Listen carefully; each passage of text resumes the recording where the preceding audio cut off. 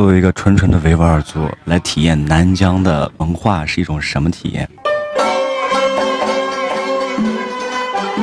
我点了是一个碎肉拌面，然后再配一个无花果酸奶。无花果酸奶，其实我作为一个维吾尔族，我也是第一次听说。酸奶我喝过很多种，但是无花果酸奶我也是第一次见。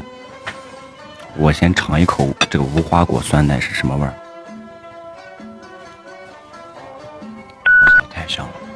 新疆没有不好吃的饭菜，但是你来这里吃饭，你吃的不是饭菜，你吃的是他们的装修。他们的装修也太好看了，我想把我的房子装修成这样，是不是像皇宫一样？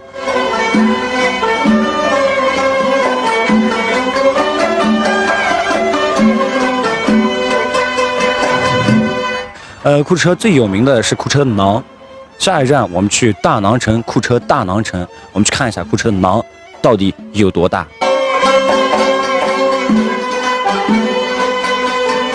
库车馕王。这么大这个馕，我一生可能吃不完这么大这个馕，太大了。